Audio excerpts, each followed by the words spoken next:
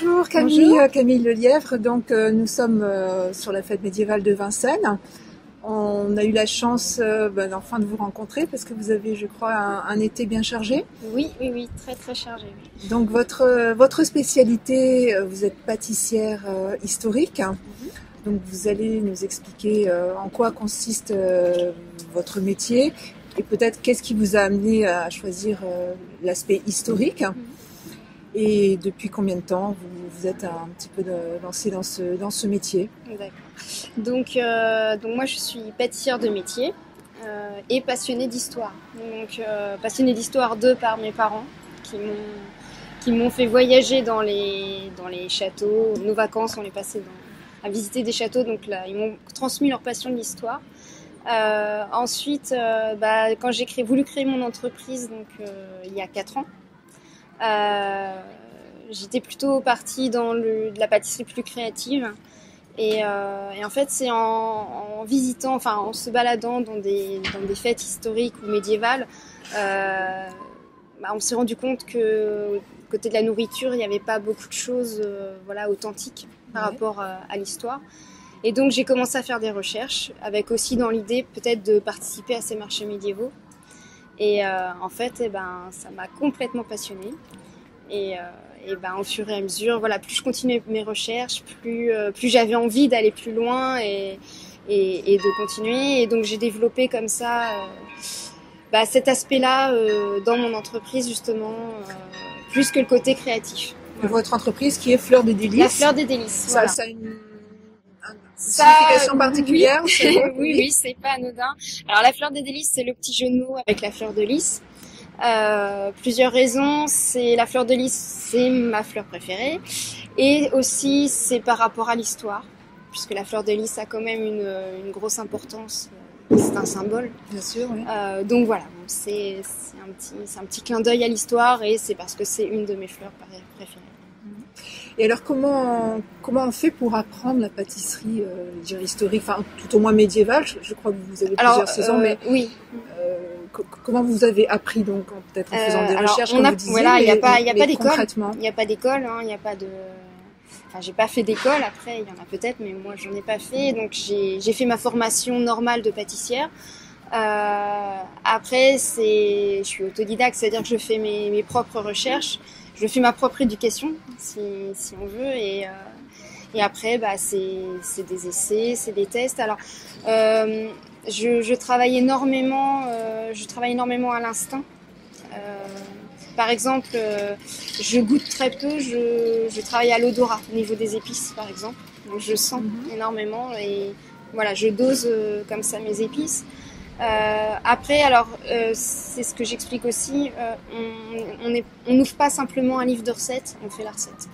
Ça va au-delà de ça, c'est-à-dire que je m'intéresse à l'histoire dans son ensemble, donc c'est-à-dire à la société, par exemple, si on parle du Moyen-Âge, la société médiévale, donc c'est-à-dire ça va toucher la médecine, ça va toucher, puisque c'est en rapport bien sûr, oui. direct avec la bonne santé et la nourriture.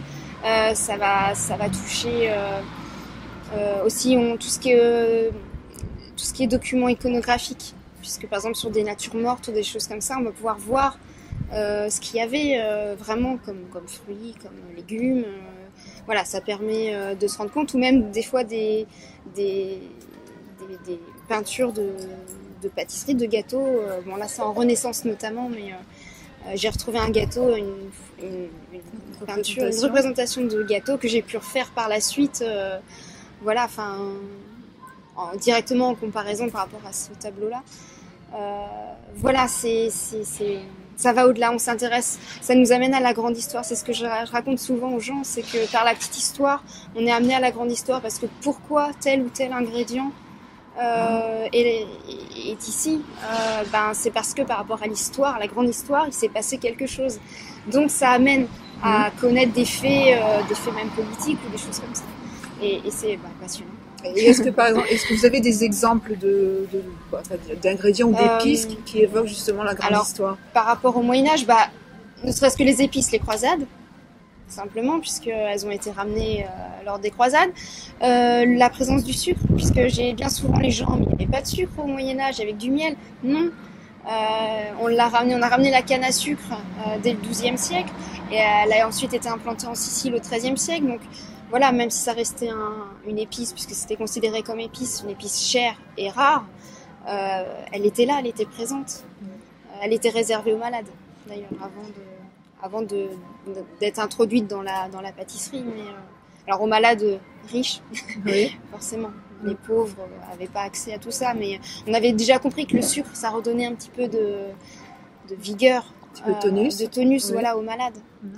Les épices, c'est pareil. Voilà, donc... Et vos recettes, vous allez les puiser vous prenez des recettes originales, si je puis dire, dans des ouvrages et vous essayez de les reproduire. Voilà, alors... où il y a votre part de créativité. Non, alors là, voilà, c'est là que je fais une grande différence avec ma part créative que je laisse à côté, que je fais parfois. Et à côté, donc là, la pâtisserie historique, où là, je pars de recettes, du moins, parce que les recettes médiévales, il faut dire que c'est pas du tout les recettes telles qu'on les connaît aujourd'hui. C'est pas une succession d'ingrédients avec une étape, c'est pas des ingrédients avec un dosage et des étapes, c'est justement une succession d'ingrédients avec plus ou moins de dosage. Par exemple, ils peuvent parler de points de farine. Alors des points de farine, d'accord, mais alors c'est des poignées, voilà. Mais moi j'ai des petites mains. Le maître que de l'époque, peut-être qu'il avait des grandes mains. Donc voilà, là c'est des dosages qu'il faut réussir à appréhender. Voilà, c'est peut-être là votre part de créativité. Enfin, c'est sentir la part c'est là que je parle d'instinct et de ressentir les choses. Mais après, dans les ingrédients, voilà, on dit bien souvent aussi que oui, mettez énormément d'épices, c'était pas bon. Alors, à ça, moi, j'ai une hypothèse qui là est totalement personnelle, mais auquel je crois profondément par rapport aux épices, notamment. Faut savoir que les épices donc venaient d'Orient, voire d'Extrême-Orient, Indonésie, Inde, tout ça.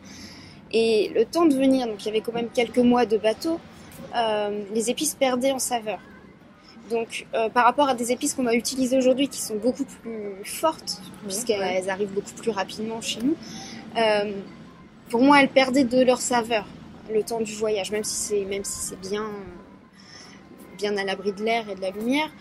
Des épices, au bout de 1 ou 2 ans, ça perd quand même de son goût.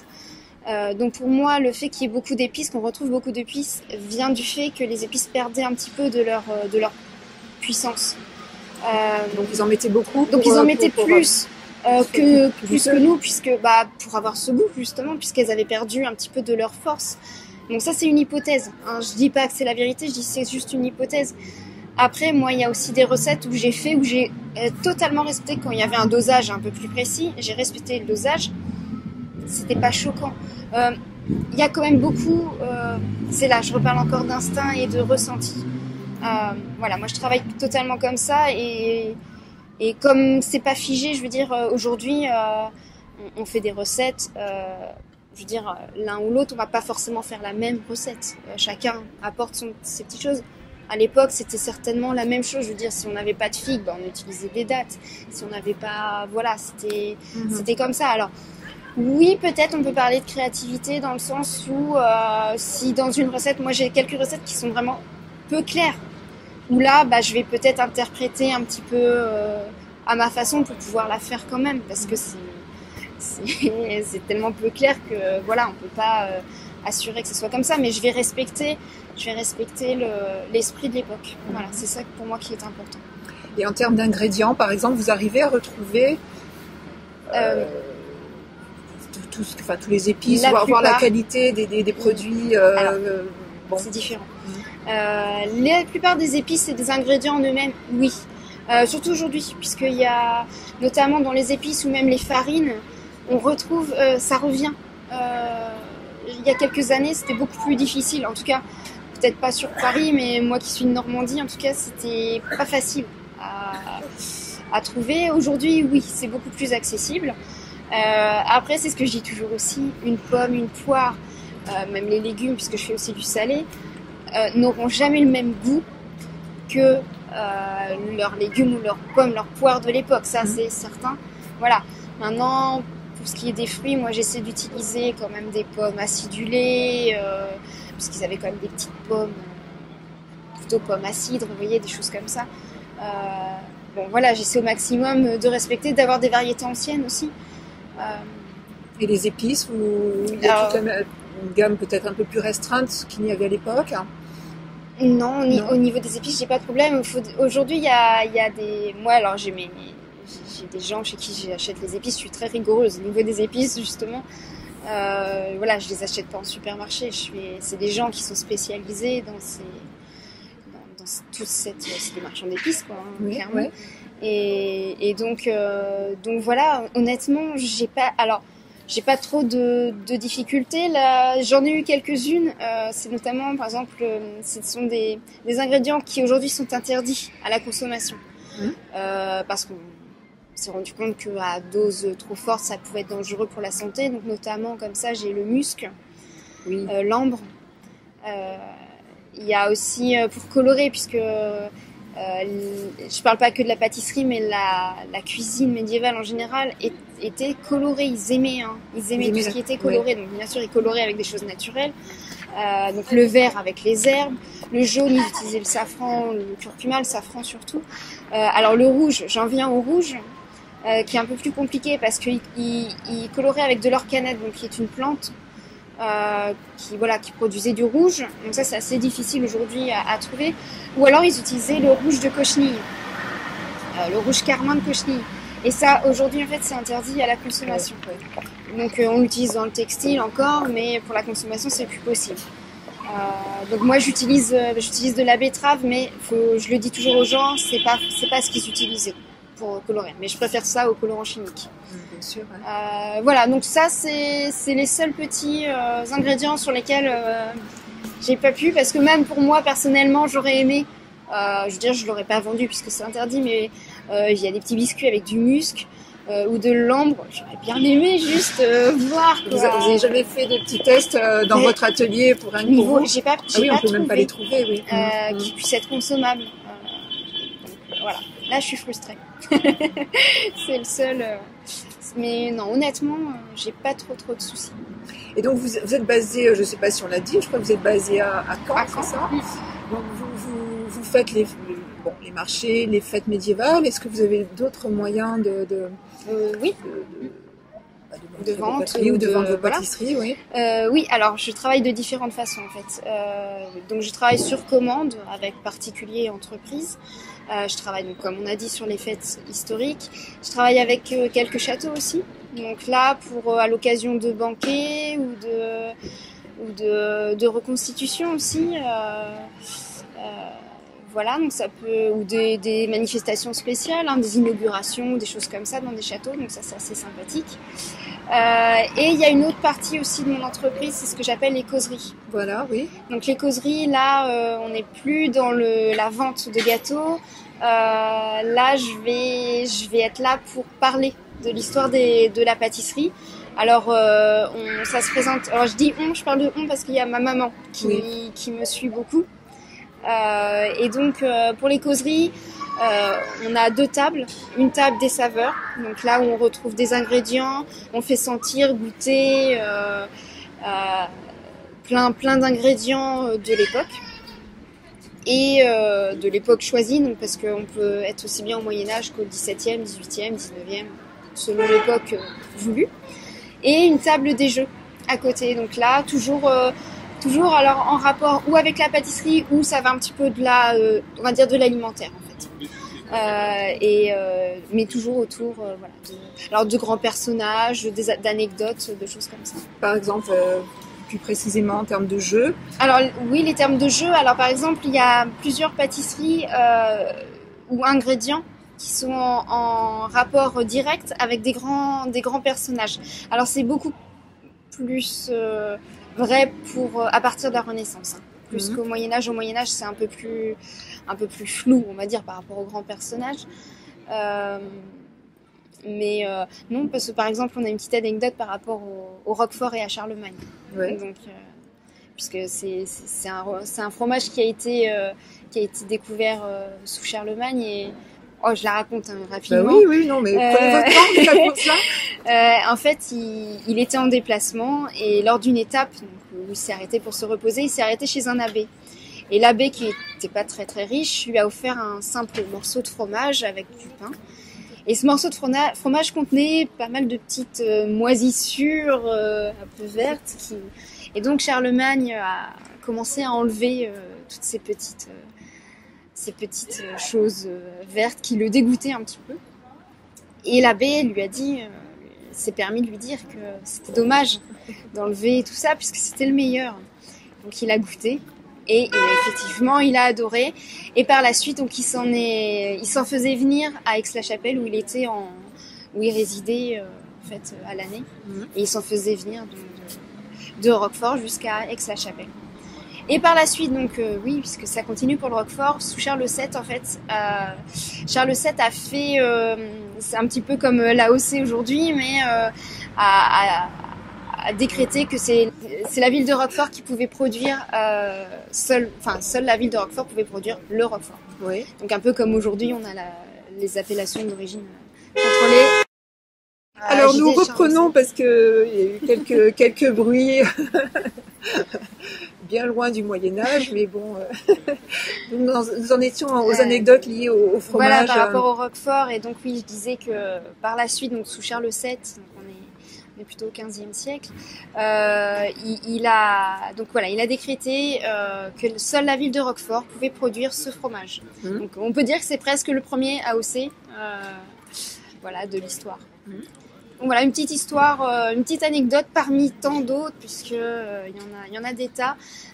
Bon, c'est vrai que les anecdotes concernant les grands personnages, on va les retrouver plus à la Renaissance, puis encore 17e, 18e, voilà, par rapport à la Palatine, ou des grands rois, François Ier. Et alors, quels sont les jeux, quand vous dites qu'il y a des jeux autour des fromages alors le jeu, c'est assez simple. Ça reste assez simple. En fait, c'est des jeux c'est ce qu'on dit, c'est des prétextes à raconter les anecdotes. Oui. Donc les gens, par exemple, pour le jeu des fromages, il faut qu'ils devinent de quelle époque datent les fromages. Puisque c'est assez surprenant. Il y a certains... Le Cantal, par exemple, il a 2000 ans. On s'imagine pas que ça peut être si vieux. Par contre, le camembert, il date que du 19e siècle, ou de la fin du 18e.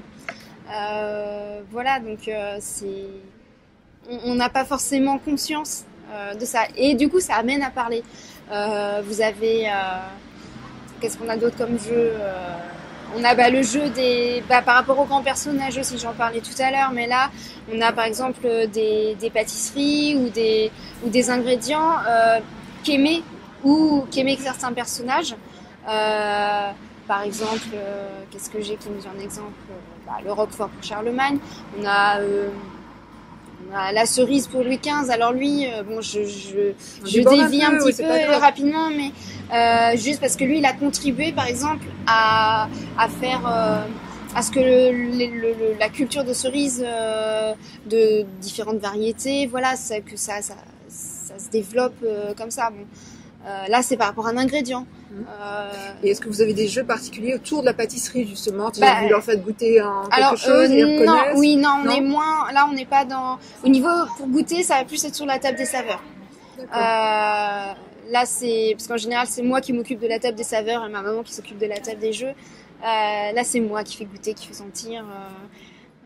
dans les jeux, on va plus être sur du prétexte à anecdote. Voilà. Et c'est-à-dire qu'on vous fait venir pour... donc c'est une animation en tant que telle, les causeries. Donc on vous fait venir dans les châteaux, sur les fêtes médiévales. Oui. Alors là par exemple cet été, j'ai travaillé au château de Falaise, donc près de Caen. Donc les gens visitent le château et à un moment donné on est dans une pièce et donc on est là, c'est la surprise un petit peu. Et on est là avec nos deux tables et les gens s'approchent, regardent, posent des questions et il y a un partage. C'est ce qui est extrêmement important pour moi, c'est le partage. C'est aussi pour ça que je voulais pas de magasin ou de boutique, pour ne pas être tout le temps dans ma cuisine à faire les pâtisseries. C'est être là avec les gens et partager. C'est ça qui m'intéresse. Oui, d'autant qu'au Moyen-Âge, je crois qu'il était assez itinérant, donc ça va un petit Il n'y peu avait de pair pas, avec- il y avait pas de, il y avait pas de pâtisserie, de magasin. D'ailleurs, moi, la pâtisserie que je fais, c'est plus de la pâtisserie donc seigneuriale, puisque les épices, le sucre, tout ça, les amandes, les gens un peu plus pauvres n'avaient pas accès, hein, clairement. Ils mangeaient très peu, d'ailleurs, de gâteaux sucrés. Hein. Donc, les recettes, moi, que je refais, sont plutôt faites par des maîtres-queux, donc au service de seigneurs, au service de gens qui ont les moyens, plus que par des pâtissiers, puisque le pâtissier, lui, ça vient de pâtailler, et qui fait des petits pâtés. Donc le pâtissier, il vendait plutôt des pâtés même salés, plus que sucrés. Ils vendaient ça dans la rue. Les gens achetaient dans la rue, parce que les gens n'avaient pas de four chez eux. Il y avait le four du boulanger, bien sûr, mais euh, ils allaient acheter leur petit pâté qu'ils mangeaient comme ça dans la rue. Alors souvent, pourquoi des pâtés? Pour la conservation, principalement. Fermés pour, voilà.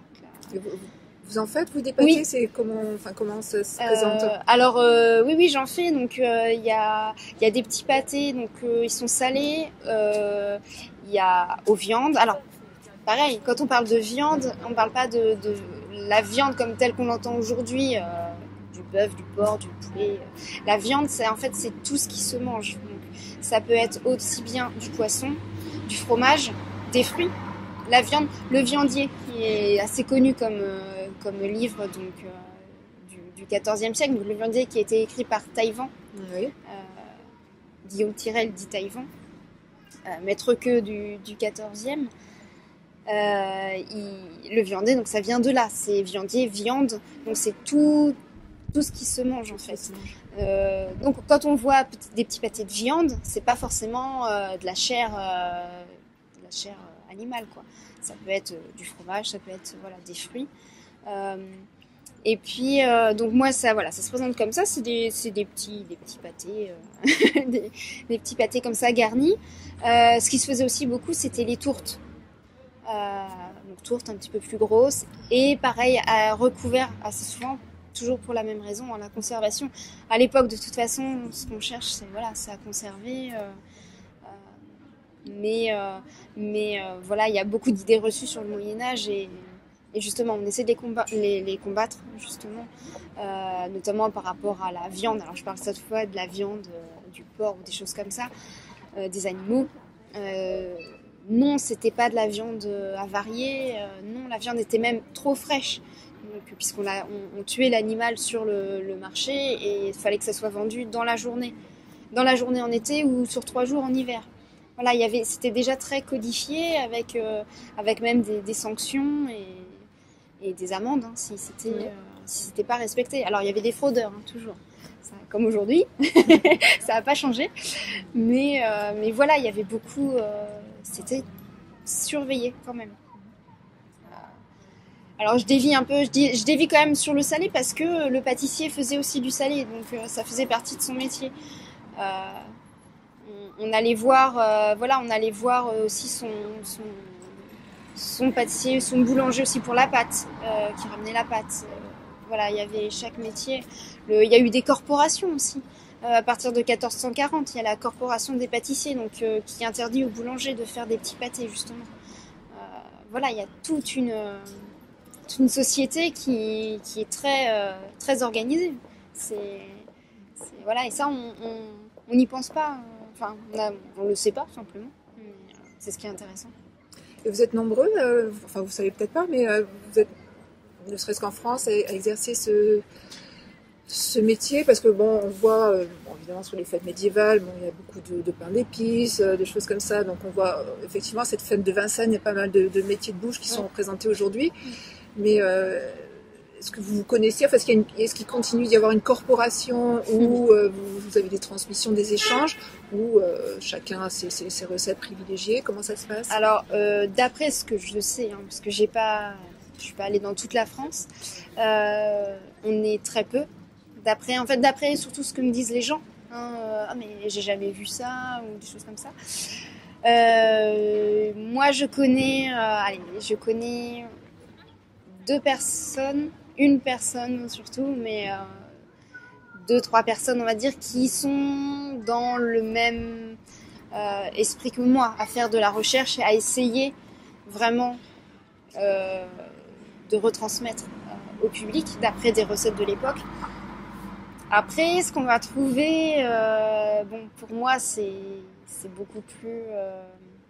ça va être des gens qui ont aussi, ou qui n'ont pas cette démarche d'aller dans l'histoire vraiment, ou qui ont des idées, mais qui sont peut-être pas forcément... Je veux pas non plus... oui, mais je comprends, oui. Je suis pas forcément d'accord avec leur travail, voilà. Simplement, après, voilà, c'est des points de vue. Des opportunités, peut-être. Après, pour moi, il y a des gens qui ont leur place ou non dans l'historique, vraiment l'histoire ou pas. Après, c'est peut-être par ça que vous démarquez aussi et qui fait qu'on va faire appel à vous. C'est ça, voilà. C'est ce que j'essaie de faire au maximum. Moi, je m'arrête à on va dire, à la moitié nord de la France, donc tout le sud, je connais pas vraiment. Je peux pas dire. En tout cas, tout ce qui est Bretagne, Loire, Est de la France, voilà. Je connais très peu de personnes. J'en connais quelques-unes, mais vraiment très peu. Donc, ce qui fait que vous devez être extrêmement sollicité, non ? Ça commence. Oui. Je suis même surprise. Honnêtement, ouais, je suis surprise, agréablement surprise, parce que ça fait pas si longtemps que ça. Parce que mon entreprise a 4 ans, mais même dans le domaine historique, ça fait 3 ans seulement.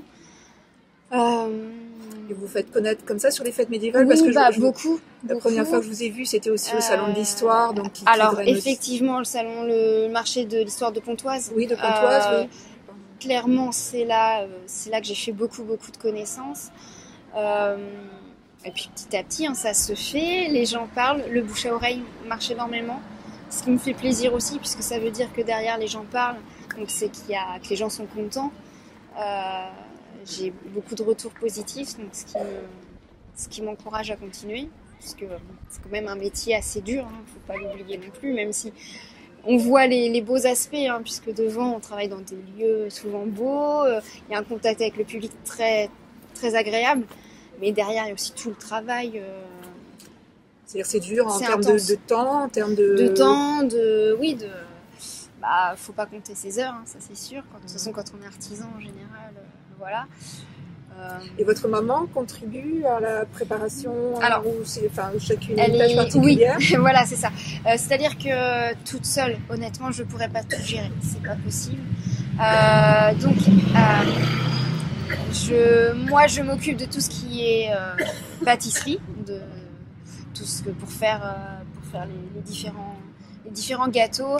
Elle va m'aider dans les costumes, la décoration et même tout ce qui est empaquetage, parce que ça, faut le faire aussi, préparation.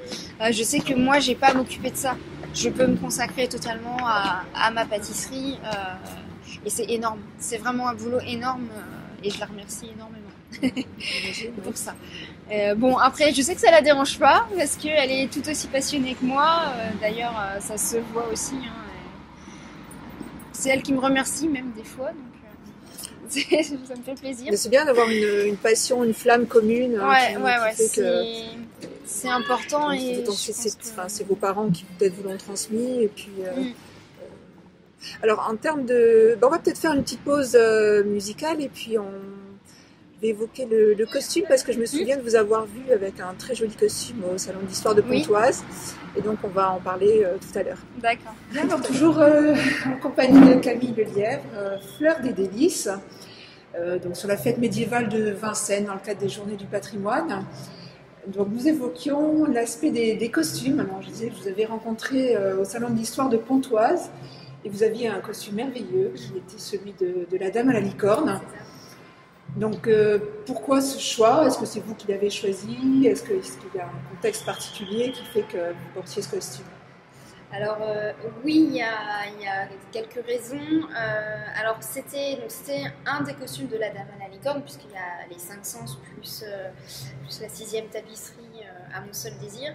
Alors, moi, le costume que je portais, c'était la tapisserie, donc le tableau de l'odorat.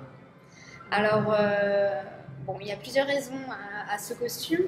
La première esthétique, c'est que c'est une des robes qui me plaisait le plus dans toutes les tapisseries de la Dame à la licorne. Et la seconde raison, c'est par rapport à ce que j'ai évoqué tout à l'heure, du fait que je travaille à l'odorat, pour le dosage de mes épices notamment. Donc du coup, justement, c'était voilà, c'était en rapport... C'est le costume adéquat avec, voilà, avec direct, vous et votre métier. Voilà. Et puis, c'était pour avoir un costume un peu plus riche, on va dire, parce que c'est vrai que j'ai beaucoup de costumes. Bon, là, celui-là, il est un peu plus simple, hein, même beaucoup plus simple. J'en ai d'autres encore, puisque je fais beaucoup de médiéval, donc c'est bien de changer. Mais on est toujours plus du peuple. Donc là, c'était pour avoir l'occasion d'avoir un costume un peu plus riche. Un peu plus riche, un peu plus noble. Et alors, quand vous dites que vous travaillez à l'odorat, à l'instinct, ça m'intrigue un petit peu. Comment on peut doser des épices à l'odorat simplement? Enfin, vous ne goûtez pas du tout, vous goûtez quand même un petit peu. Je dis oui, mais du coup. Et donc, oui, donc c'est quand je parle de ressenti, c'est difficile à expliquer justement, puisque c'est que par rapport à moi. Ça a toujours été comme ça du début, ou c'est le ressenti, ou c'est venu avec... Oui, enfin, j'ai l'impression. C'est ce que je dis aussi quand j'explique mon histoire. Quand j'ai découvert, moi, c'est-à-dire que la pâtisserie, c'était aussi une reconversion, donc c'est un choix, je veux dire, voilà. Et ça a été une révélation pour moi, et une passion. Donc, très vite. Une révélation à partir de quoi? C'est-à-dire que vous faisiez déjà des gâteaux et tout d'un coup... C'est-à-dire qu'en fait, la pâtisserie, oui, ma maman faisait de la pâtisserie. Donc, oui, voilà, du dimanche, le gâteau, voilà. Donc, moi, j'ai toujours été un peu baignée là-dedans. Mais de là à en faire mon métier, jamais. Et donc, c'est par la suite, c'est-à-dire que à la base, j'étais dans le patinage artistique, ce qui n'a rien à voir. Et j'ai eu quelques problèmes de santé qui fait que j'ai pas pu continuer dans ce domaine-là. Donc, il a fallu que je retrouve autre chose. Et il fallait que ce soit un domaine où je puisse bouger, puisque j'avais un besoin d'être active, de créativité à la base, et de pouvoir m'exprimer en fait. Voilà. Et en fait, c'est moi qui suis partie vers la pâtisserie, et je sais pas comment dire, j'appelle ça une révélation parce que ça m'a complètement passionnée. Et j'ai fait ma formation en un an, au lieu de 2. Et j'ai très vite créé mon entreprise parce que justement, j'avais besoin de m'exprimer et de ne pas être avec un patron qui me dit ce que je dois faire. Voilà, j'avais besoin vraiment de faire ce que je voulais. Donc c'est parti de là. C'est pour ça que j'appelle une révélation parce que voilà, là j'ai trouvé le domaine qui me plaît. Comme une inspiration, une grâce du ciel qui vous... Presque, c'est ça. Presque. Oui.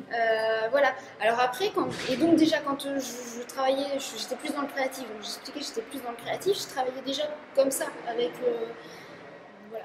Tiens, ça pourrait aller avec ça. Et puis oui, ça va bien ensemble. Des ingrédients qui vont pas forcément comme ça, a priori, qui vont bien ensemble. Oui, ça se marie bien. Après, donc la pâtisserie historique, là, je suis plus dans le créatif. Mais on est quand même dans de l'interprétation, puisqu'on a des recettes qui ne sont pas toujours très claires, où là, il faut faire appel quand même, c'est là que je fais appel à mon instinct, à ce que j'ai appris par rapport à l'époque, bien sûr, parce qu'il faut rester dans des choses logiques, une démarche logique par rapport aux ingrédients de l'époque. Et donc, voilà, donc après, c'est vrai que, au niveau des épices, je travaille au nez, et ma mère, ça l'étonne toujours, c'est que ça a toujours le même goût. Voilà, j'arrive à sentir. Je goûte plus au niveau du dosage du sucre. Là où, voilà, est-ce que, plus ou moins, est-ce que c'est le bon dosage que je recherche, voilà. Mais c'est vrai que je ne goûte pas énormément. Et alors, par exemple, quand vous ne goûtez pas, qu'est-ce qui va vous faire dire qu'il n'y a pas assez? Ou trop, enfin, c'est une intuition aussi. Ouais, c'est difficile à vérifier en goûtant ou pas? Alors, quand je dis je goûte pas, si c'est une nouvelle recette, que je viens de retrouver, bien sûr je la goûte, pour voir si c'est bon ou pas quand même. Mais une fois qu'elle est acquise, que je sais que ça va aller, par la suite, c'est vraiment difficile à expliquer en fait. Et c'est pour ça que je vais avoir du mal à donner, par exemple, si je voulais un jour apprendre à quelqu'un, pour avoir quelqu'un pour m'aider simplement, lui apprendre à faire ma pâtisserie, je vais avoir énormément de mal puisque je travaille à l'instinct et que c'est au ressenti. Donc la personne, comment lui dire, écoute, là tu mets tant de cannelle ou tant de telle ou telle épice, c'est très très difficile. Je travaille aussi à la vue, à la couleur. Je fais appel à tous mes sens en fait. Voilà. Et c'est là que je parle d'instinct en fait, puisque voilà, tous les sens sont en éveil. Et je parle aussi par exemple, quand je fais une pâte brisée, une pâte feuilletée, je dis que je caresse la pâte, que la pâte, pour qu'un gâteau il me donne le meilleur de lui-même, il faut bien le traiter. Je suis en rapport, en fait j'ai un rapport avec le gâteau. Est-ce qu'on peut un rapport de sensualité? Exactement. Une vraie sensualité. Exactement. Avec les... voilà, pour moi une pâte, il faut bien la traiter. Pourquoi je travaille qu'avec avec mes mains, je travaille pas à la machine. Pour moi la machine, et d'une parce que j'ai un souci d'authenticité, toujours pareil. Donc pour moi je travaille avec mes mains, mais aussi parce que la machine pour moi maltraite la pâte. C'est trop brutal. Donc ça donnera pas le même goût. Bon, voilà, ça fait rire un peu ma mère parce que je parle à mes gâteaux. Voilà, mais j'ai un rapport total avec mes gâteaux et je pense sincèrement que ça a énormément d'importance pour le résultat final du gâteau. C'est-à-dire que c'est pas le gâteau il me parle pas, il me répond pas, ça je sais.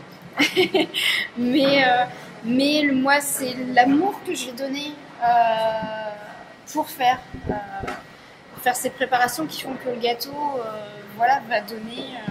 Quand je dis il donne le meilleur de lui-même, bien sûr que c'est pas. Je suis consciente, mais. C'est-à-dire c'est vous qui donnez le meilleur de vous-même, oui, donc forcément, a priori, il y a une répondance dans le gâteau. Forcément qu'il va donner le meilleur. Voilà, sans ce sens-là où il va être goûteux, aussi bien beau à regarder, bon à manger. Voilà. Et quoi d'autre, et voilà, qui va créer une forme de jouissance, puisqu'on est dans la sensualité, une forme de jouissance. D'essence, voilà, et encore une fois, c'est encore un sens qui là est mis à contribution, on va dire, mais et voilà, donc c'est finalement très difficile à expliquer. Et est-ce que votre mère qui travaille avec vous, elle confectionne aussi ou pas? Parce que du coup, si vous ne pouvez pas transmettre... c'est très difficile. J'ai beaucoup de mal à déléguer. Alors, je lui délègue quand même de temps en temps quelques petites préparations, notamment dans tout ce qui est préparation salée. Il y a une raison à ça, c'est que j'aime beaucoup travailler le sucré, un petit peu moins tout ce qui est salé. J'ai moins de plaisir à travailler le salé, donc j'ai beaucoup plus de facilité à lui déléguer le salé. Par contre, elle va me faire vérifier aussi. J'ai une tarte à base de cannelle. Voilà, directement, elle me fait tiens, 100, voir si ça te va. Voilà, donc. Oui, elle, j'arrive parce que j'ai une totale confiance en elle et je sais qu'elle travaille beaucoup aussi comme ça, à l'instinct, à l'envie, enfin. Oui, c'est peut-être quelque chose que vous avez en commun. Je pense que c'est transmis, c'est qu'elle m'a transmis, voilà. Je pense que ça, c'est pas anodin comme façon de travailler, donc voilà, c'est une des personnes en qui j'ai toute confiance et à qui je vais pouvoir déléguer un petit peu, même si je suis quand même un peu sur son dos de temps en temps. Alors qu'est-ce qui va se passer quand vous allez parce que vous déployez apparemment, quand vous allez faire le grand déploiement? Est-ce qu'on peut imaginer, c'est un peu à l'image des grands chefs cuisiniers, qui finalement eux après sont obligés de déléguer par la force des choses? Ou est-ce que vous préférez rester une taille, on va dire, suffisamment... C'est un peu mon problème, en fait. Oui. C'est que pour l'instant, j'envisage pas de grossir beaucoup plus. Parce que je sais même pas si j'en ai l'envie, en fait. Oui, parce que il faut que j'arrive à en vivre. Oui. Donc ça, c'est toujours l'aspect. Il faut que j'arrive à travailler plus. Mais je pense pas vraiment beaucoup grossir beaucoup plus. C'est un peu mon problème parce que je sais où le jour où ma maman ne peut plus m'aider, c'est une de mes peurs, hein, une de mes plus grosses peurs, c'est comment je peux continuer. Vous avez l'air très ouverte, un peu l'aspect un peu féerique des choses, enfin magique des choses. Peut-être qu'il y aura la rencontre qui va faire que j'y pense déjà, voilà, forcément. Il y aura je pense à la suite, donc c'est aussi pour ça que je développe les causeries, oui. Qui me permettent de faire moins de pâtisserie, ou là où je suis plus à parler, donc il y a moins de confection de gâteaux, c'est moins fatigant. Ça me prend moins de temps, donc voilà, ça j'essaie de le faire grossir, enfin de me faire connaître, de le développer, voilà, pour avoir moins de production à faire par la suite. Mais je continuerai quand même les marchés, mais peut-être faire moins de marchés, plus de causeries, plus de gros marchés de temps en temps, et voilà, travailler différemment. Donc, ce qui fait que vous ne pourriez pas envisager de faire ce qui est très tendance maintenant, de faire des ateliers où on apprend quand même. Vous allez transmettre votre savoir-faire éventuellement à quelqu'un qui aura du mérite, en qui j'aurai une confiance, oui. Déjà, c'est là faudra voilà, de la confiance, c'est le mot qui revient, mais oui, c'est un mot qui vous touche beaucoup. Oui, dans la vie en général de toute façon. Oui. Et non, alors les cours de cuisine, on m'en demande énormément. Je suis pas du tout encore dans ce. Bon, il faut avoir la structure pour, ce qui n'est pas mon cas, parce que mon petit laboratoire il fait 15 mètres carrés, c'est petit, et pour moi toute seule ça me suffit largement, mais pour accueillir c'est assez difficile. Même si je suis accueillie moi, je suis pas.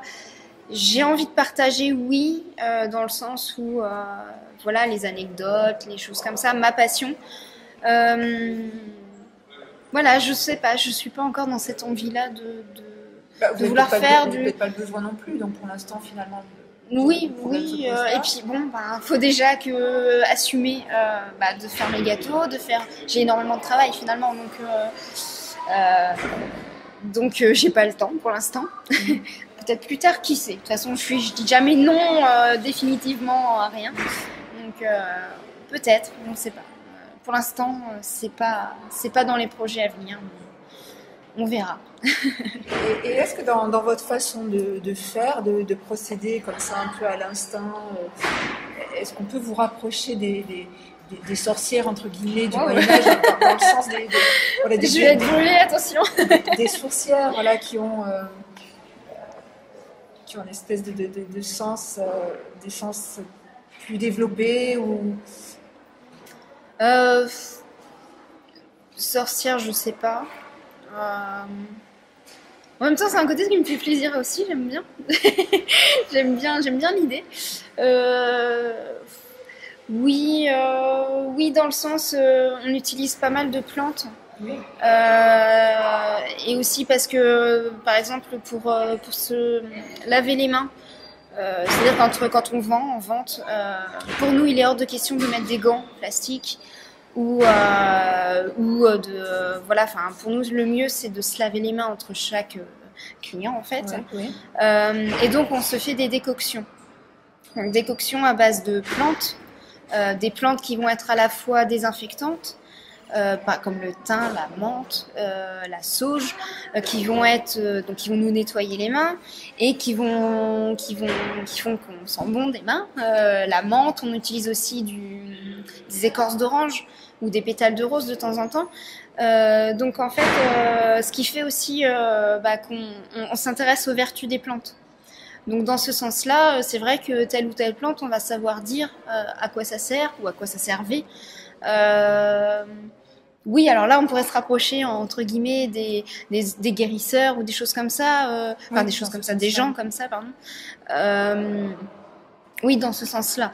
Peut-être qu'à l'époque, justement, ça aurait paru suspect un petit peu, mais il faut savoir que voilà, dans les sorciers, il y avait aussi beaucoup de guérisseurs qui ne faisaient rien de mal, au contraire, qui savaient soigner comme il faut. Et voilà, donc oui, dans ce sens-là, pourquoi pas. Et justement, c'est en fait, encore une fois, de la pâtisserie, ça nous amène à s'intéresser aux plantes et aux vertus des plantes. Voilà, c'est encore un aspect un peu plus large. Et c'est encore une fois, j'en reviens au même mot, mais c'est passionnant, c'est sans arrêt, c'est sans fin. Et voilà, donc je pense que j'en ai pour un petit bout de temps à tout voir. On redécouvre sans arrêt. Et même, je continue mes recherches. Si j'ai un tel ou tel gâteau, si je continue à refaire des découvertes, je peux légèrement modifier parce que voilà, c'est de l'histoire c'est vivant, c'est pas figé. Donc même moi, ce que je dis toujours, ce que je présente, je peux pas vous dire oui, c'était comme ça. J'y étais pas. Ça reste de l'interprétation, mais j'essaie de respecter et de retrouver ce qu'on aurait pu manger à l'époque. Voilà, c'est ma démarche. Est-ce qu'on pourrait dire, est-ce qu'on pourrait parler de gâteaux avec des vertus médicinales ou ça serait vraiment trop... Oui, oui. Par exemple, j'ai une recette qui, d'ailleurs, c'est la première fois que je la présentais en marché là. C'est une recette que j'ai retrouvée il n'y a pas très longtemps. C'est l'emplumeux de pommes. L'emplumeux de pommes, donc à base de pommes. C'est une recette pour malades, puisqu'en fait, dans beaucoup de livres de Maître Queux, il y avait toute une partie de recettes consacrées aux malades.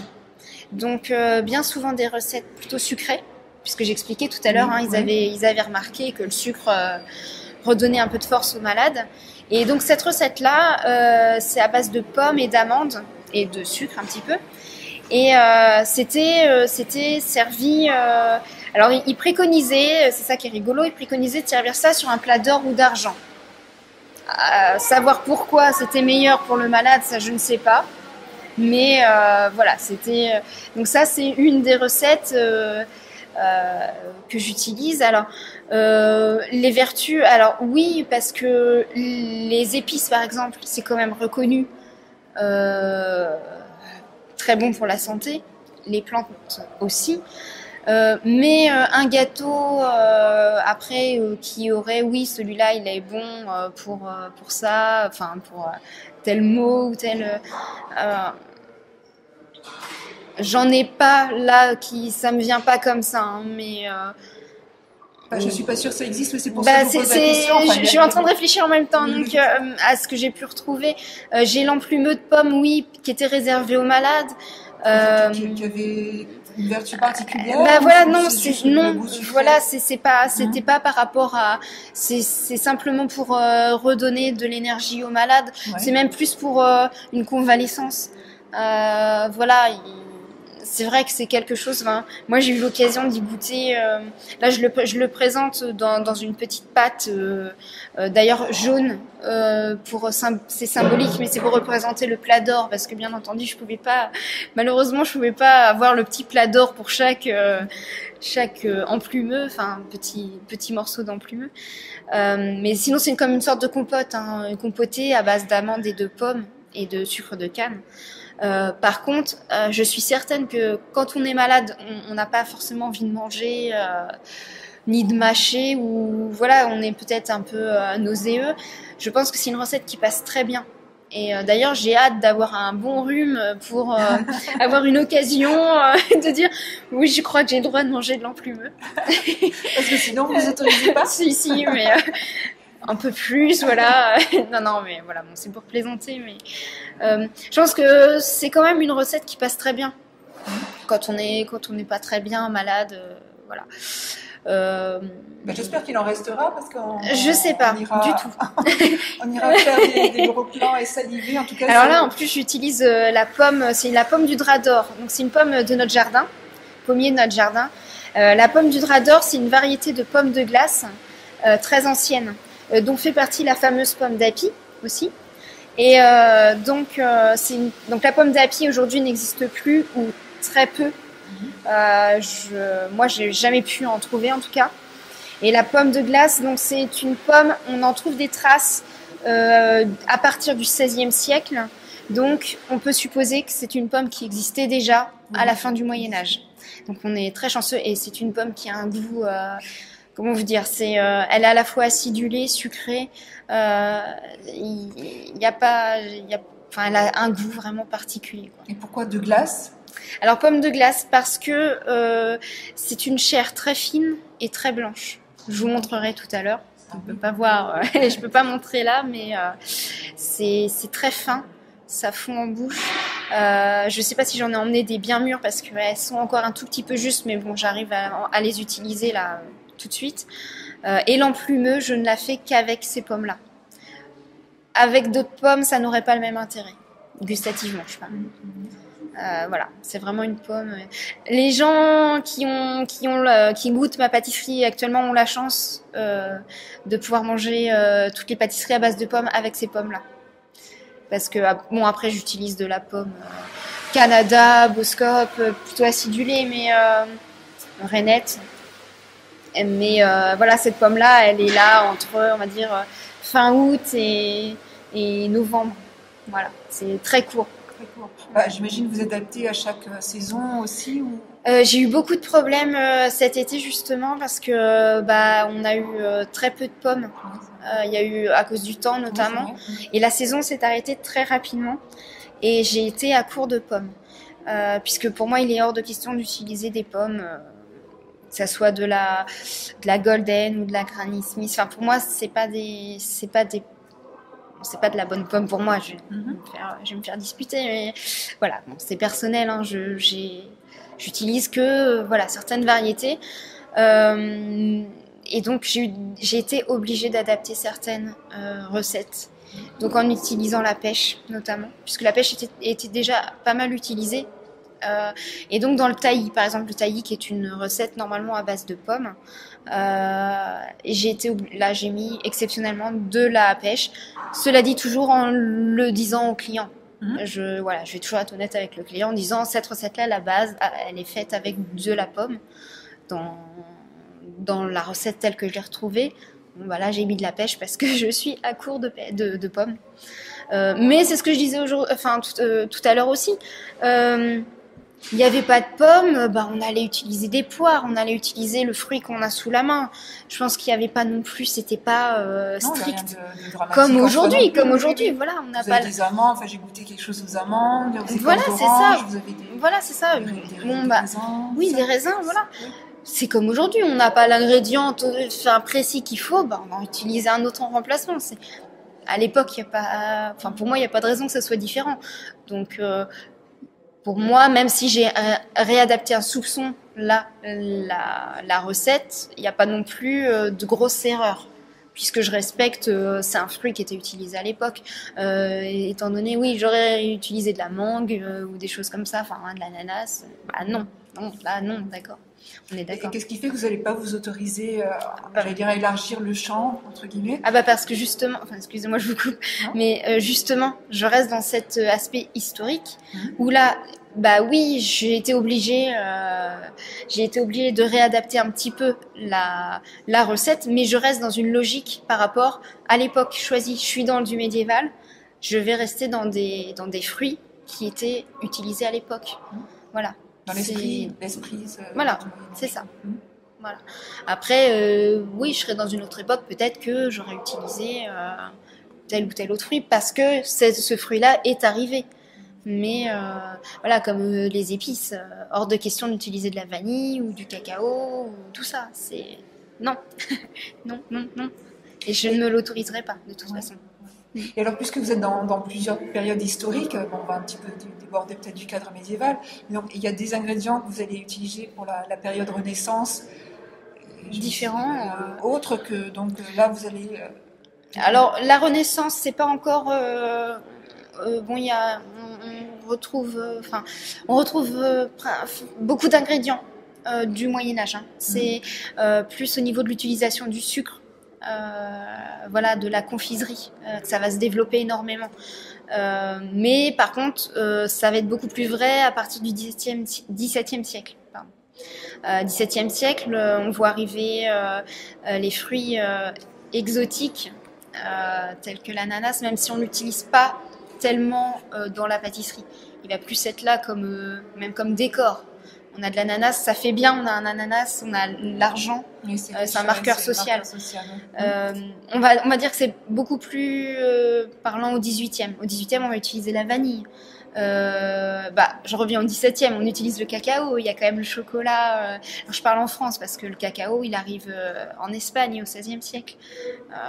Voilà, donc petit à petit, de siècle en siècle, on voit arriver différents ingrédients comme ça, ou après différentes techniques. Hein, c'est aussi et c'est ça qui m'intéresse encore plus. Aussi, c'est que de traverser les époques. Ça permet de voir l'évolution, ce qui est très intéressant. Il y a aussi la disparition de certains ingrédients. À partir du XVIIe siècle, les épices, on va les utiliser de moins en moins, au profit d'autres, plutôt des légumes nouveaux, des fruits nouveaux, de certaines autres épices qui arrivent. La vanille, on sait par exemple qu'elle était connue sous Louis XIV, mais on n'est pas sûr qu'il en ait mangé. Par contre, on sait que Marie-Antoinette adorait son chocolat avec de la vanille dedans. Voilà, donc c'est toujours très très intéressant tout ça. Et vous travaillez le chocolat?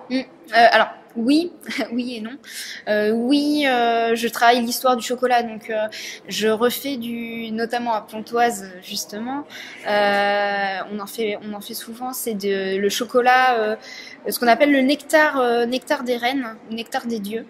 Donc qui est le chocolat qu'on faisait surtout celui qu'on fait surtout celui fait sous Marie-Antoinette, qui est légèrement différent de celui fait sous Anne d'Autriche ou sous Marie-Thérèse, l'épouse de Louis XIV. La petite différence, c'est juste que sous Anne d'Autriche et Marie-Thérèse, il était fait délayer à l'eau, le cacao était délayé à l'eau et épicé au jaune d'œuf. Et sucré, et toujours avec un petit peu d'épices, cannelle, poivre, gingembre, parmi d'autres, hein, cardamome aussi. Sous Marie-Antoinette, il va être délayé au lait. On enlève l'eau et le jaune d'œuf. Et elle, alors, on dit que elle le préférait à la vanille, plutôt qu'aux épices, aux autres épices. Voilà. Après, je le travaille en forme de confiserie, puisque je le fais sous les premières formes de caramel au chocolat, où on appelait diablotin. Voilà.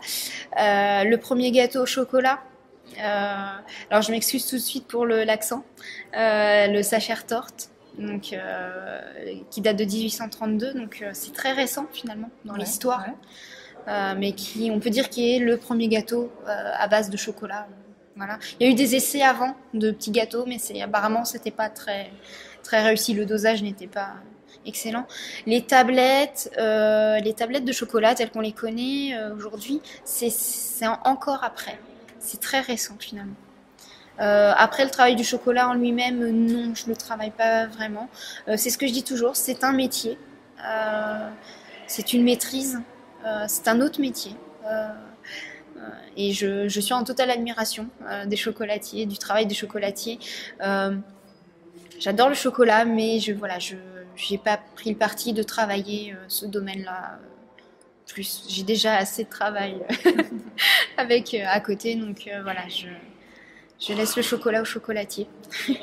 Et alors, quand on fait appel à vous pour des soirées privées ou des fêtes privées ou des banquets, qu'est-ce qu'on vous demande le plus en réalité? Qu'est-ce qu'on me demande le plus? En général, on me demande du médiéval. Les banquets, les gens aiment bien c'est comme on appelle ça, mince, le mot m'échappe, les cocktails dînatoires.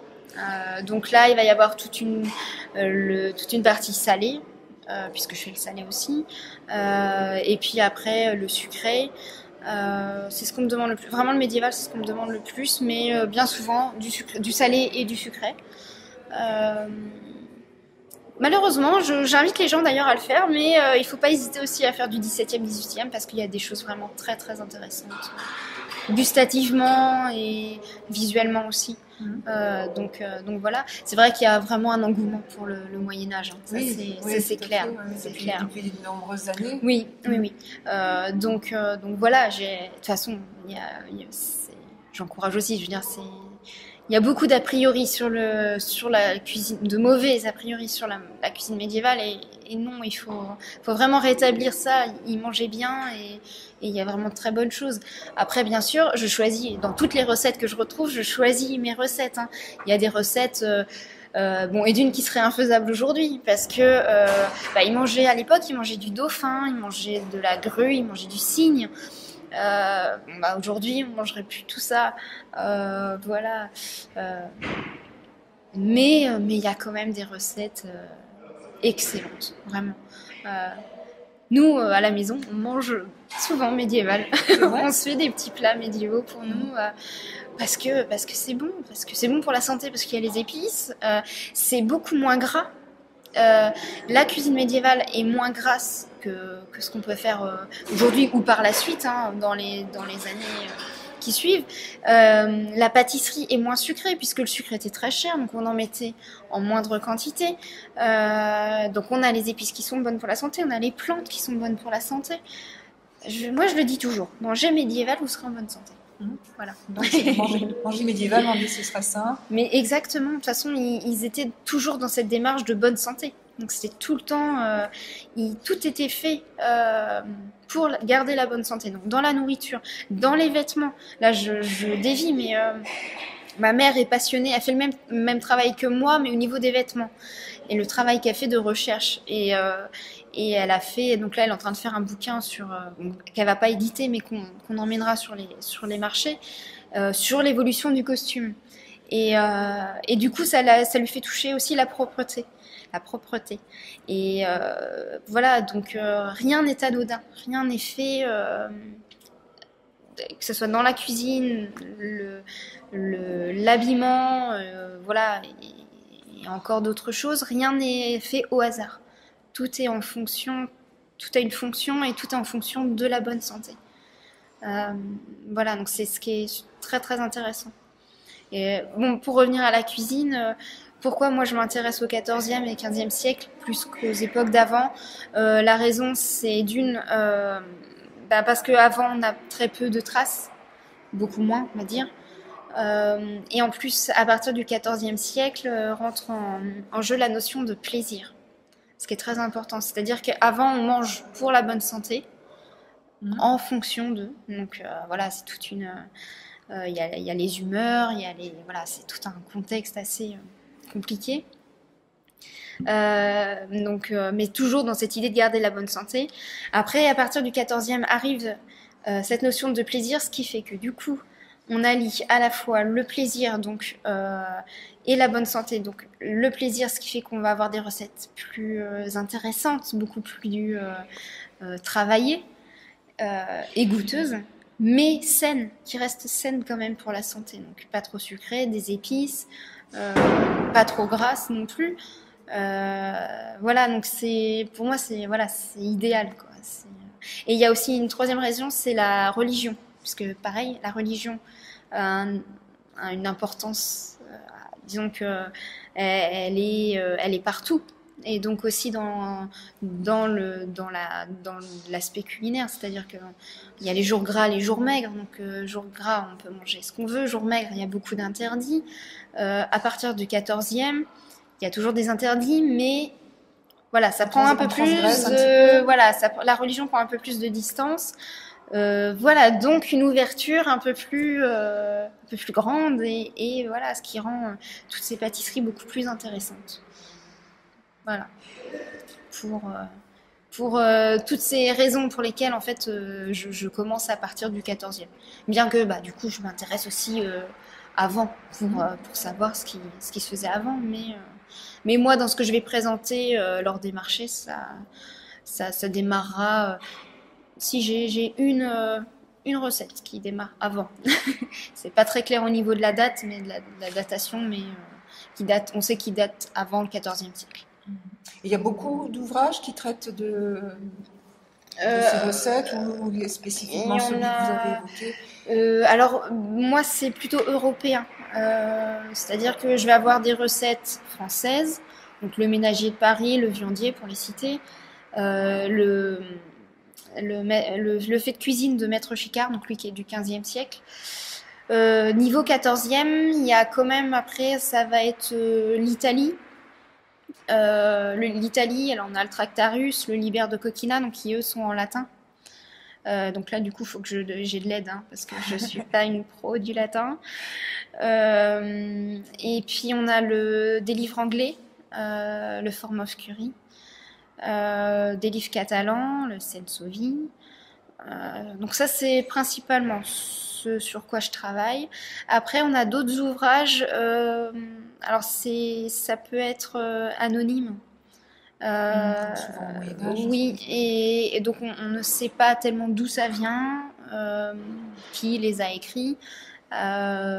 Donc là, voilà, c'est beaucoup plus flou, mais on a une petite idée un peu de ce que voulait exprimer la personne. Et c'est pareil, alors des fois, je suis très frustrée parce que dans certains livres, dans Maître Chicard notamment, il donne une liste de différents gâteaux, pâtisseries. Et en fait, il dit mais celles-ci sont très connues, donc je ne me donne pas la peine de les écrire. Mais non, mais non, pourquoi? Oui, vous n'avez pas pensé à la postérité. Voilà, donc parce qu'il y a des choses qui étaient transmises et connues de tout le monde. Et donc voilà, donc ça, il prenait pas la peine de l'écrire. Donc voilà, ça c'est une petite frustration. Mais sinon, voilà. C'est à retrouver par instinct, peut-être, ou par, ouais, par inspiration. mais des fois, là, c'est juste un titre, enfin, une sorte de quelque chose, oui. C'est vague, c'est trop vague. Donc là, du coup, voilà, ça avait l'air intéressant, mais je n'en sais. À la limite, là, ce serait de la totale, du coup, création, puisque ce serait juste par rapport à un titre. Donc, j'ai de quoi faire encore avec, oui, parce que je sais que j'ai encore de nombreuses recettes que j'ai pas testées ou que j'ai pas décryptées, on va dire, qui me semblent intéressantes, mais qu'il faut que j'approfondisse. Vous avez quelqu'un donc qui vous aide dans ce décryptage? Oui, j'ai des gens autour de moi, je fais appel autour de moi. Après, bon, quand vraiment je bloque, j'essaie de retrouver quand même le livre retraduit, parce que des fois, moi, je suis pas non plus érudite au point. Voilà. Donc au maximum, mais bon pour tout ce qui est, surtout je parle français, vraiment j'essaie de partir du vieux français. Finalement, à force de lire en fait, on s'habitue. Et bon même si je bloque sur certains mots, voilà, après je vais faire des recherches sur ces mots-là, je finis par trouver. Bon, ça prend du temps, mais c'est ce que je dis toujours, c'est ma passion, donc ça va, ça me dérange pas trop. Donc le temps ne compte pas pour la passion. Non, il ne faut pas, de toute façon, et puis non, il ne compte pas. Mais je crois que vous avez amené peut-être des ouvrages sur votre il y en a un principalement, après c'est des ouvrages qu'on a écrits nous, oui. D'anecdotes qu'on a retrouvées, et voilà, qu'on montre aux gens. C'est pas forcément des recettes, mais des petites anecdotes. C'est un peu ce qu'on raconte en causerie. Oui. En causerie, en fait. Et ce que vous évoquiez tout à l'heure, la petite histoire, voilà, c'est ça. Voilà. D'accord. Il y a ça, ouais. On va peut-être aller voir sur place. Avec plaisir. Peut-être regarder les pâtisseries, ce qui vont nous faire saliver les papilles, et puis voir l'ouvrage, le stand. Peut-être rencontrer votre mère. Oui. Très bien, tout à l'heure, et puis merci beaucoup. Mais de rien. À tout à l'heure. Ça, c'est un petit livre sur les rois et les reines de France. Alors, j'ai démarré plus sur les rois. Nous, on démarre au XIVe et XVe siècle. Donc, le livre, avant, j'ai mis tous les autres rois, mais d'une façon succincte. j'ai vraiment développé sur les rois par rapport à ce que nous on fait, hein, le 14e. Voilà. Voilà, donc on a tous les rois et les reines et les maîtresses des rois. Hein, alors ça va jusqu'à la fin, hein, jusqu'au dernier. Et on a aussi derrière des anecdotes assez croustillantes sur des expressions, hein, comme épater la galerie, d'où ça vient. Voilà, il y a plein d'expressions qu'on emploie encore, hein, et puis qu'on ne sait pas d'où ça vient. Hein. Donc, et ça correspond à un jeu que je suis en train de fabriquer, qui n'est pas fini, qui va avoir le principe du jeu de loi. Donc, on va jeter les dés, on va donc compter les cases, on tombera sur une expression. Et donc les gens, quand ils tombent sur, moi je leur raconte l'histoire de l'origine de l'expression. Et puis il y a des cases aussi qui font reculer. Alors les cases, c'est sur un peu le festin. Le festin donc va commencer par, il va y avoir les entremets. Si on tombe sur la case entremets, on va avoir le droit de choisir l'expression, enfin l'explication de l'expression qu'on veut. Enfin voilà, c'est comme un peu le jeu de loi, mais avec. Alors il y a une case qui va mettre dehors, hein, il y a une case empoisonnement, hein, puisque donc je vais le mettre mieux, je vais mettre les chansons celui qui servait à boire, les chansons n'est pas dans son assiette. Quand on tombe sur cette case-là, on va avoir le droit à l'histoire de ne pas être dans son assiette, mais on va sortir du jeu. On ne joue plus. Voilà, c'est un petit jeu comme ça. Voilà. Vous êtes plein de créativité. Voilà. Qui me permet de raconter ces histoires-là, mais sans dire bon bah je vais vous raconter. Par le jeu. Voilà. On s'est aperçu que bien souvent les gens ils connaissent les épices en poudre. Ils savent pas du tout ce que c'est et à quoi ça ressemble. Donc ça permet tous ces petits jeux-là. Alors ceux-là c'est sur les épices, j'en ai fait sur les plantes, j'en ai fait sur des anecdotes historiques, sur des créations culinaires historiques. Enfin j'ai toutes sortes de jeux qui m'amènent à parler de plein d'autres choses. Voilà, c'est plus une raison pour engager la conversation avec les gens. Je les appâte avec mon jeu, ils jouent et après, disons que voilà, ça me permet de leur parler de plein de choses. Ça vient pas comme un cheveu sur la soupe, quoi. C'est juste un guide le jeu pour entamer la discussion avec les gens. Souvent les gens ont peur de poser des questions, se sentent un petit peu, je sais pas, ils ne savent pas, ils connaissent pas, ils ont peur d'être ridicules, donc ils n'osent pas. Et le jeu me permet justement d'avoir le contact et de les mettre à l'aise. Mais même dans le jeu, parfois, ils ont peur de classer parce que je vais me tromper. Alors voilà, mais c'est tout à fait ça. Ils sont traumatisés. Alors je leur dis non, mais il n'y a pas de souci. Moi, je suis là pour vous montrer des choses. Allez-y. Et bon, ils se détendent et puis c'est parti comme ça. Et alors, vous pouvez nous montrer un petit peu. Donc là, on a classé les épices. C'est classer les épices selon si c'est une racine, une graine, la partie d'une fleur, une écorce ou autre chose. Donc, par exemple, le cumin, en général, c'est trouvé, hein, c'est une graine. Alors souvent, j'ai les épices à côté et je leur montre parce que je les aide aussi en montrant ce que c'est quand ils ne savent pas. Alors, le curcuma, c'est un rhizome, il est là, voilà. On a la cannelle, qui est une écorce. Alors, attendez, le clou de girofle, souvent on ne sait pas, mais c'est une fleur. Le bouton d'une fleur, hein, la partie d'une fleur, le bouton d'une fleur, jusqu'avant qu'elle éclose. La badiane qui est là, alors souvent on me la classe dans les fleurs, parce qu'on appelle ça la fleur de badiane, mais non, c'est une graine. Qu'est-ce qui est une forme d'anis ou c'est ça? C'est l'anis étoilé. L'anis étoilé, c'est ça, ou la fleur de badiane. Alors la canne à miel,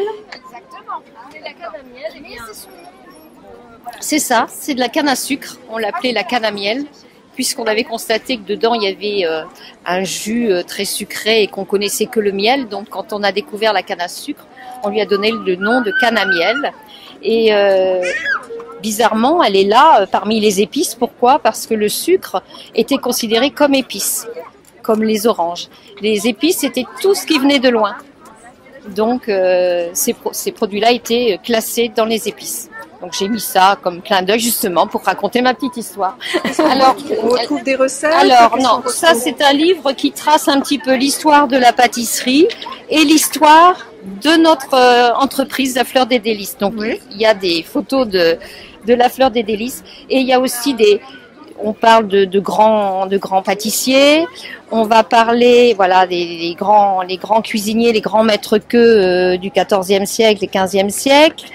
On va retrouver des noms de gâteaux, des petites anecdotes, des choses qu'on a retrouvées. Les gneuls, c'était un petit gâteau très léger. Le mot gneul signifie nuage. Et ces gâteaux-là, souvent on les jetait. Nous, on a retrouvé des écrits à Lisieux, auprès de Caen, aux fêtes de Pentecôte, on jetait sur les fidèles des pétales de rose et des gneuls. Voilà, donc il y a des anecdotes dans ce livre-là. Il va y avoir aussi toutes les farines utilisées. Voilà, j'ai toutes les farines avec donc toutes les farines utilisées. Vous avez après, sur le beurre, sachant que le beurre était très mal vu. On utilisait peu le beurre. Les seigneurs ne voulaient pas de pâtisserie au beurre. Et plus le peuple qui mangeait le beurre. On faisait plus de la pâtisserie au sein doux ou à l'huile. Le beurre est arrivé plus tard. Alors, 15e siècle, on commence à mettre du beurre et surtout en Normandie et en Bretagne. Alors, la Normandie et la Bretagne ont le droit, même en jour maigre, de manger du beurre. Donc, en Normandie et en Bretagne, on va mettre du beurre. Voilà. Donc le miel, on retrouve tout ce qu'il y a dans la pâtisserie, le sucre, l'histoire du sucre. Vous avez des épices après, l'histoire des épices. Donc ça retrace, un petit peu d'une façon un peu rapide. Oui, mais très très très bellement imagé. C'est vous qui écrivez en calligraphie? Voilà, oui, j'écris comme ça. Et puis voilà, ça parle. Et puis alors ça finit par beaucoup de photos de la Fleur des Délices avec partout où on passe. Et puis après, on aborde la Renaissance puisque la Fleur des Délices voyage. Oui, on a vu ça aussi avec avec Camille. Donc ça va jusqu'au 19e. On a un autre tome où on continue. Là, on est en la Renaissance et on retrouve du médiéval en fin de livre puisqu'on trouve toute la Fleur des Délices. Sur tous ces marchés. Puis alors, au fur et à mesure des marchés et des découvertes aussi, quand Camille découvre une nouvelle recette, donc on va prendre en photo le gâteau de la nouvelle recette et on va remettre dans le livre. Donc c'est un livre il a deux choses, il raconte l'histoire de la pâtisserie et celle de l'entreprise. Je crois d'ailleurs qu'elle évoquait un nouveau gâteau que vous avez amené, mais il y a peut-être trop de monde là pour qu'on... qu'on aurait amené aujourd'hui. Une nouvelle recette avec une pomme acidulée, j'ai oublié. Ah oui, c'est l'emplumeux. L'emplumeux, voilà, c'est ça. C'est une recette pour malades. Oui, voilà, c'est ça. Voilà, elle vous a expliqué déjà. Oui, elle nous a expliqué. Mais il n'en reste plus. J'ai tout vendu. La prochaine fois. Il n'y a plus rien. Voilà, oui, même pas 16 heures et nous n'avons plus rien pratiquement. Tant mieux. Je veux dire, en tout cas, on a vu que Camille, vous-même, vous mettiez beaucoup de passion, donc ça se transmet apparemment dans les gâteaux, puisque vous avez des retours excellents sur la question. Oui. Et vous avez, vous, une autre passion qui est dans les costumes. Oui, tout à fait. Je crois que c'est vous qui lui avez fait son costume. Je suis passionnée. De Dame à la licorne. Voilà, je suis passionnée de costumes. Je suis en train de faire un livre sur l'histoire du costume, et où là, même les dessins des costumes sont faits main. Enfin, je fais les dessins moi-même. Ça va pas être des photos prises je les dessine. Vous les dessinez, après vous les confectionnez ou c'est... Alors là, ce livre-là, c'est juste pour retracer l'histoire du costume, pour présenter, on est amené, on vend des gâteaux, mais je suis amenée parfois à parler de costumes, parce que, alors souvent sur ce petit banc-là, ça m'est arrivé de m'asseoir avec des gens et puis je converse et des fois on me demande au niveau de mon costume et hop. Donc c'est pour ça que j'ai eu l'idée de faire un livre sur les costumes aussi pour parler de l'histoire du costume, et puis c'est lié aussi à la nourriture, l'histoire du costume, parce que il y avait énormément de peur de la maladie, et il y a certains costumes, on se demande parfois qu'ils sont très très près du corps, à certaines époques, où elles sont très serrées, les femmes. C'est parce on pensait qu'être serré dans son costume empêchait d'attraper des maladies, parce que l'air vicié ne pouvait pas atteindre Donc, ce qui explique parfois les modes. Donc finalement l'alimentaire nous emmène vers la médecine et la médecine peut nous ramener vers la mode. Donc c'est vraiment voilà. On peut pas s'arrêter à la pâtisserie, c'est pas possible. Nous c'est pas possible voilà. Oui, c'est la différence entre vous et d'autres stands peut-être entre guillemets plus opportunistes, c'est que vous êtes dans un esprit qui est de valoriser cette époque et dans toutes ces filières, finalement même si vous avez cette voilà, nous on vend de la pâtisserie, mais à la limite voilà, on a envie d'en sortir aussi et de c'est habité en sens tout ce qu'on découvre, on a envie de communiquer quoi aux autres, c'est vraiment garder ça pour soi. Ça vous est venu comment, vous, cette passion? Alors moi, mon mari jouait de la musique ancienne. Et moi, je faisais de la danse ancienne. Donc oui, j'ai derrière moi plus de 30 ans de danse ancienne, dont de la danse médiévale. Et donc on a commencé comme ça, nous, plus par la musique, la danse, reliée au costume aussi, automatiquement, on faisait des spectacles. Et Camille, elle a été élevée dans ce contexte-là. Elle nous accompagnait, elle était toute petite, elle était au pied de son père, elle jouait de la musique au pied de son père, et un peu plus grande, elle s'est mise à danser avec moi. Et puis voilà, elle a été élevée dans l'histoire, Camille.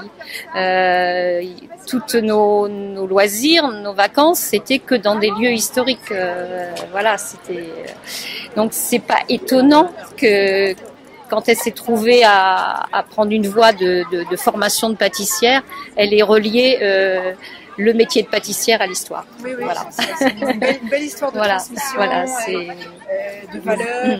On sent, d'ailleurs, vous avez les yeux qui pétillent comme Camille. Vous êtes vraiment animé par quelque chose. Moi, c'est l'histoire. C'est dans la chez nous, c'est un musée. On a le salon, il y a des mannequins et des costumes partout. On va faire voilà, c'est donc ça vous anime dans votre vie nous, c'est la vie de tous les jours. C'est la vie de tous les jours et c'est le travail pour Camille, pour gagner sa vie, mais c'est en même temps une telle passion qu'on n'en sort jamais. Et on a aussi, je sais pas si Camille vous l'a dit, on a quand même fait construire un four médiéval. Je l'ai construit de mes petites mains. Je vais même vous le montrer parce qu'il est en photo. Si je trouve la page. Non, mais il y a tellement de choses à dire. On avait même un. Pourquoi je trouve pas mon four médiéval? On a cuit un gâteau qu'on a mis en vente aujourd'hui dans ce four. Il doit être après la Renaissance. Le voilà. Voilà. Donc l'année dernière, j'ai construit un four médiéval et j'ai construit un début de jardin médiéval. Là, au fond, on voit les escaliers.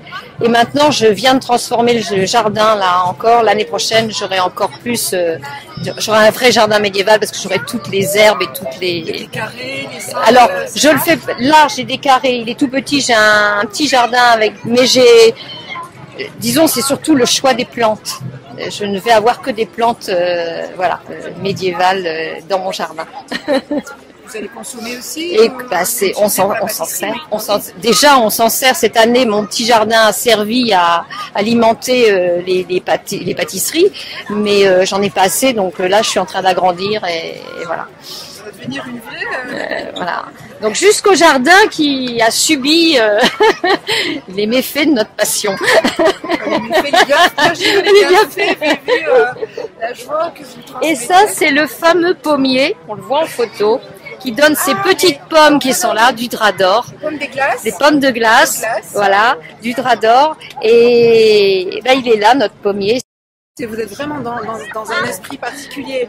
C'est pas, comme vous disiez avec Camille, c'est pas on fait entre guillemets du médiéval et puis en même temps pourquoi pas, hein, je veux dire, on peut aussi Oui, associer. oui. Mais on sent vraiment que vous êtes habité. Ah ben complètement. Complètement, oui. Complètement, oui. Ouais. Même parfois, Camille, moi je suis même un peu trop habitée des fois, ça peut peut-être être fatigant. Oui. Mais bon, non, c'est une super aventure en plus. Oui, ça a l'air. Ah, et puis vous le transmettez par votre joie de vivre, la façon d'en parler, donc c'est vraiment Puis moi j'ai toujours été passionnée d'histoire, j'ai toujours aimé passer dans des lieux habités, enfin par tout ce qu'il y a, les gens qui ont vécu dedans. Moi j'ai toujours chargé d'histoire, moi ça m'a toujours fait frissonner. Enfin, et le fait de travailler, Camille, elle me donne cette opportunité-là. Des fois, elle me dit, maman, ça me fait suer de te faire travailler comme ça. Tout ça. Mais je lui dis, mais attends, mais tu me fais vivre des choses extraordinaires. Tu me permets, de par ton métier, de rentrer dans des lieux extraordinaires, de rencontrer des gens, des propriétaires de châteaux avec qui on parle, voilà, c'est tellement extraordinaire parce que l'histoire qui me faisait déjà vibrer, je la vis maintenant complètement, quoi. Voilà, ça va au-delà de ce que je ressentais en tant que touriste, quoi. Et vous vous auto-alimentez, on sent que ça circule. Tout le temps, c'est continuel. Il y en a une qui va dire quelque chose, ah tiens, c'est tout le temps. Bien, écoutez, voilà. C'est une très très belle histoire et je vous remercie de nous avoir consacré ce temps. Et puis j'espère peut-être on pourra venir vous voir à Caen.